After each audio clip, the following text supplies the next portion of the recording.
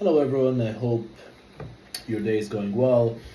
Today, I decided to talk about Hamlet, but I want to focus on the role of women specifically because um, one of the reasons that I prefer to talk about the role of women in Hamlet is because there are only two, Ophelia and Gertrude, and there's a high chance that one of them perhaps may appear on the exam, whether you're an ordinary or a higher student. Um, if you're a higher student, then I'm thinking like to discuss the role of women or a statement that says women in the play are portrayed as weak, as fragile. To what extent do you agree or disagree with the statement, or something along the lines of women are more dramatic than men in the play. Uh, do you agree or disagree with the statement, which you have to explain and elaborate further upon on the truthfulness of this topic? So if I'm talking about, I want to first start with Gertrude, and I'll talk about like how um, her marriage and loyalty. The first thing you notice about Gertrude is her hasty remarriage, right? So she marries Claudius as soon as King Hamlet dies. It raises a lot of questions about her loyalty and morality, but an FYI, I'm not going to discuss quotes in this video, so you might want to look that up. It's very easy to find quotes. So the quick transition from being a widow, from widowhood to a married woman, can be seen as a perhaps a survival tactic. So if you would want to back up the accusation of Gertrude being a female who is hasty, and perhaps you could look at the patriarchal society where a queen without a king basically holds limited power. Since we're talking about the 1600s, then that is definitely the case, right? Then you want to talk about her son, from her late husband Hamlet, the main character of the play. He is discussed that this union reflects the broader Elizabethan concern with female chastity and loyalty. The fact that this takes place in 1600s and not in today, like today's world, is very important for us to understand. It's one of the main reasons that we study this in school, is to understand how people would react to certain acts back then, and how now could have been different, perhaps, right? Now Hamlet perceives his mother's actions as betrayal, to him, to his father as well, to his father's memory, and of course to the sanctity of their marriage. Then you want to talk about the ambiguous loyalty. Now, throughout the play, Gertrude's loyalty appears divided between her son and her new husband. So you want to think about this, that if she would act in a certain way that would bother Claudius, perhaps she would lose power as well. So she has to own up to her new marriage, but at the same time, she cares about Hamlet as well, right? So this kind of highlights the precarious idea of like her interactions with Claudius suggest a partnership, right? So while her concern for Hamlet is because of the maternal affection that she has for him, so she is perhaps stuck between two sides, two ferns, where she has to maintain the happiness of both. So could you kind of relate this to how Gertrude is trying to please both other characters, which also happen to be men, by the way? So is this a coincidence? I think so. We don't want to far fetch the ideas into thinking that Gertrude is only doing this because she has to as a female in the 1600s. So this is not something that I want to aim for. So the famous line, her famous line, "The lady doth protest too much, methinks," during the play, within the play. So by the way, this is something else, and I'll have a video post about this soon, about the murder of Gonzago and the mousetrap and the difference, and what is this and what is that, and how do you figure it out. This line, "the lady doth protest too much, methinks," is often interpreted as revealing her inner guilt or awareness of her moral compromise, the fact that she married hastily. So you can back this up. So she herself as a character, kind of acknowledges this, right? Then you want to talk about dependency on male figures, right? So Gertrude depends on Claudius for maintaining her status as a queen. This highlights her precarious position of women in the royal court. Keep in mind that, again, I remark a queen without a king has limited power. So her remarriage secures her position, but at the cost of her integrity. So you want to think about it this way: integrity or power? Which one is it going to be? So obviously she chose power, which perhaps would you do that if you were in the 1600s? If you were a female in the 1600s, would you have done the same thing? Then her interactions are mostly reactive rather than proactive, shaped by the actions and decisions of men around her. This is something very important that you want to think of, because women in this play, a lot of what they do is basically shaped towards the desires of men and how men control them either directly or indirectly. So Gertrude's life is ruined because of a man. Her son, Claudius, the poison at the end, right? And her late husband, Hamlet, King Hamlet, old Hamlet.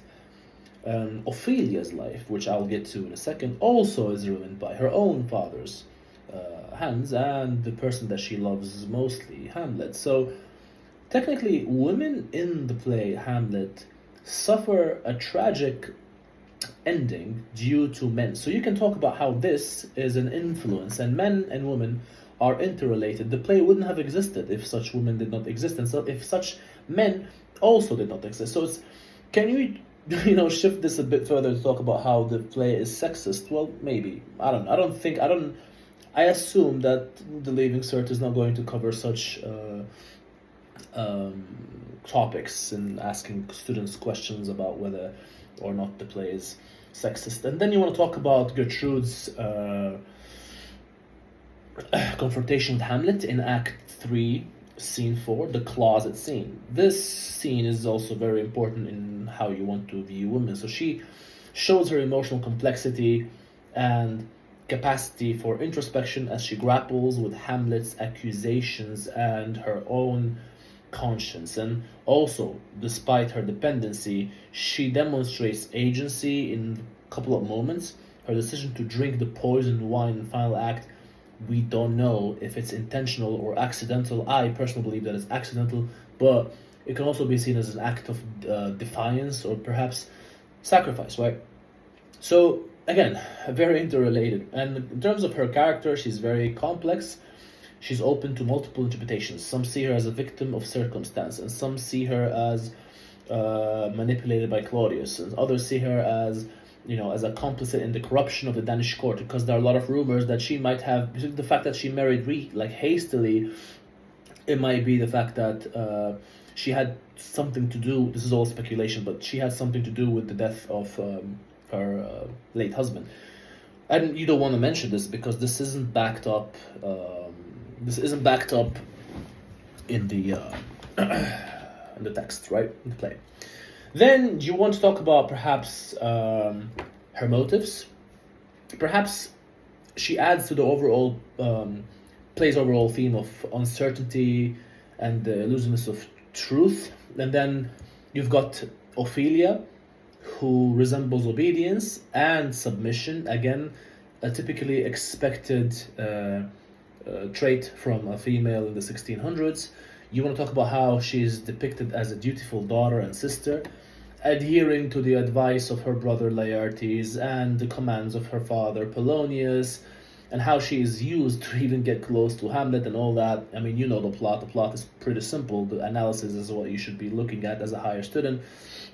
Her obedience reflects the societal expectations of women to be subservient and compliant. So Polonius, the fact that her own father uses her as a pawn in his schemes, he instructs her to avoid Hamlet, and later he instructs her to spy on him. This kind of shows how, and you have to back everything up. So whatever I'm telling you, yeah, it's all rainbows and sunshine, but you still have to back it up from facts and adding sentences from the play itself, and backing up the points by retelling the story, but not too long. So like answering a 60-point Leaving Cert question, for instance, you have to really you have to analyze it. So how I would do this is analyze, give the point, analyze, tell us what happened, analyze again. That's what I would do.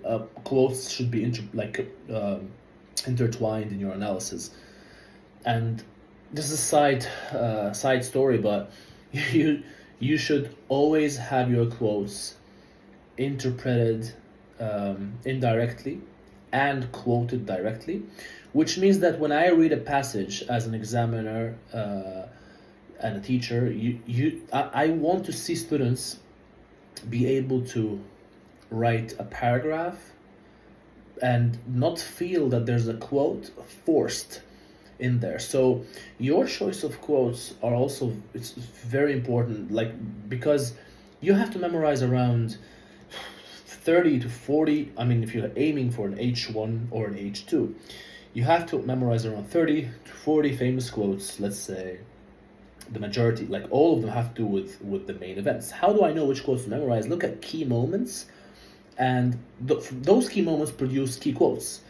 For instance, to be or not to be is definitely a key quote. Or like, get yourself to a nunnery or something like that. That's also a quote that is very, very important. The beginning of the play, when they say that something wicked comes this way with Danish, whatever, that is also very important. Like, you narrow them down to like 30, 40 most important quotes and take them and reuse them, recycle them all the time. So anyway, back to this. Ophelia, she has a tragic romantic relationship with Hamlet. Her relationship with him is marked by tenderness and tragedy, driven by his fiend madness and real grief. That contributes to her emotional collapse. The ambiguity of Hamlet's love for Ophelia, whether genuine or strategic, also adds complexity to her character. Now, there's something very important about Ophelia. One second. Sorry. She descends into madness. Ophelia's madness is portrayed through her speech and symbolic actions. Now, if you're a higher level student, I would always look at this in a way that her distributing flowers with specific meanings offers us a lot of insight into her character. So, her songs also, and fragmented speech, reflect her inner turmoil and the overwhelming grief caused by her father's death and Hamlet's rejection. Now, I'm not quite sure what is the song that she sang, so I want to look this up. What is Ophelia's song that she sang while dying? So this is very dramatic. It also adds to your support that this is a dramatic play. Obviously, it's a drama, but Ophelia is a dramatic character as well.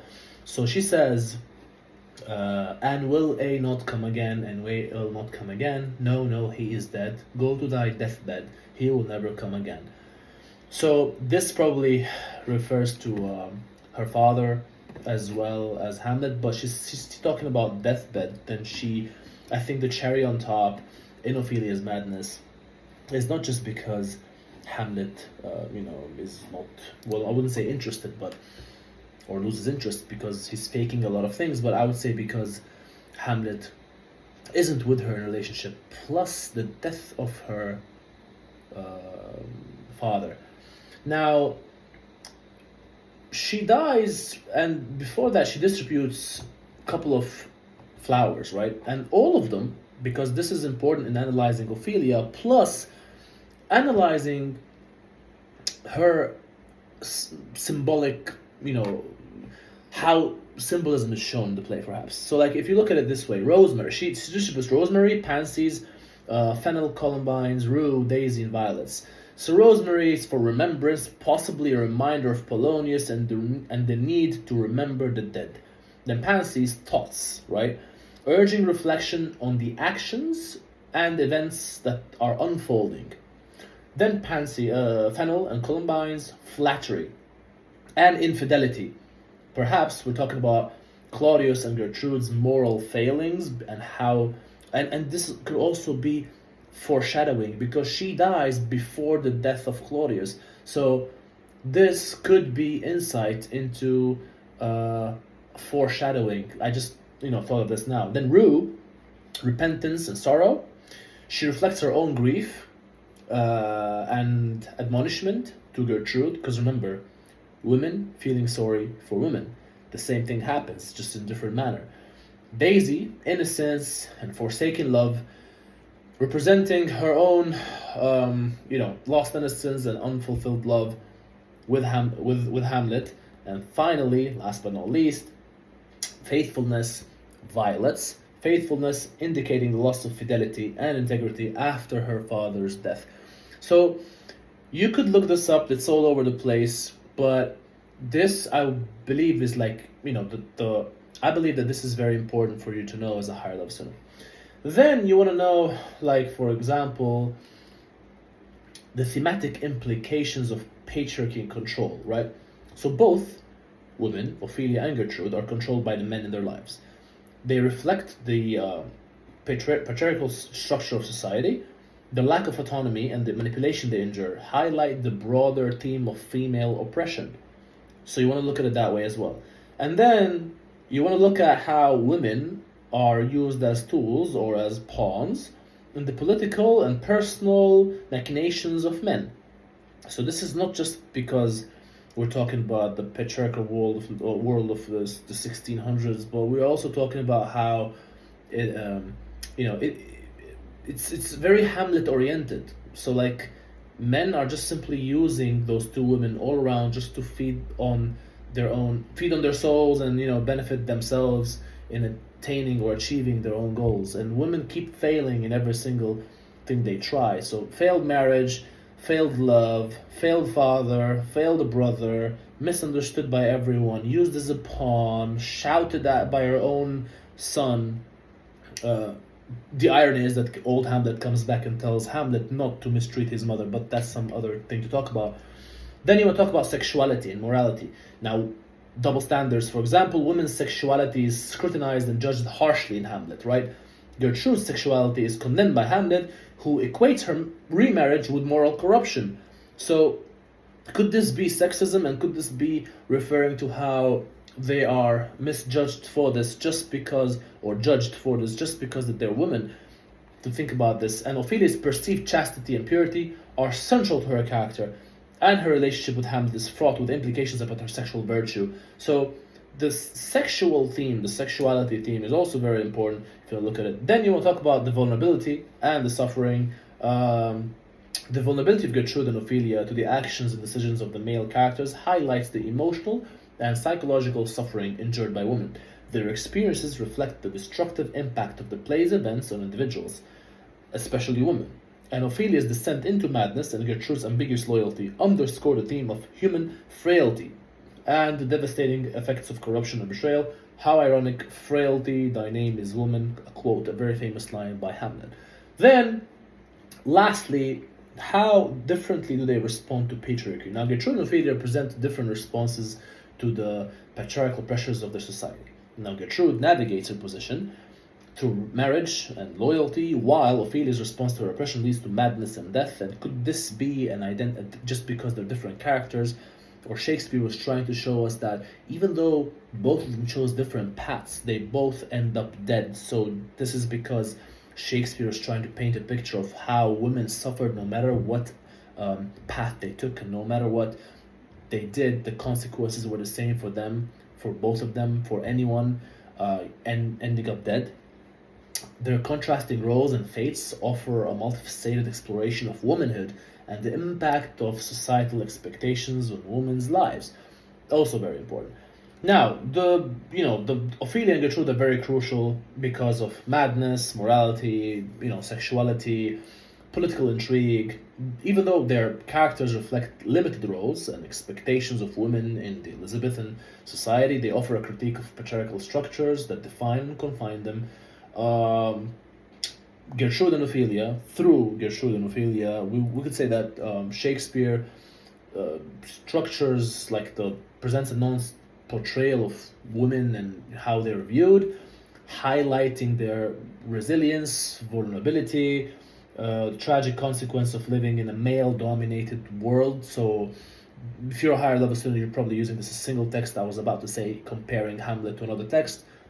So their stories underscore the broader themes of the play, like the corruption of innocence, the complexity of human relationships, and the elusiveness of truth, like I mentioned at the beginning of this video. So to cut to the chase, this is basically I believe I'm almost about 20 minutes in talking about the role of women. I think I've covered a lot of parts about the role of women, and I think that this could really benefit you for the exam. I hope you guys learned something new, or I've refreshed your memory perhaps. I'm sure I missed a lot of things, and it's impossible to cover everything in 20 minutes, but I hope that I've dug deep and delved into the ideas and roles of women in Hamlet. Thank you very much for watching, and see you soon.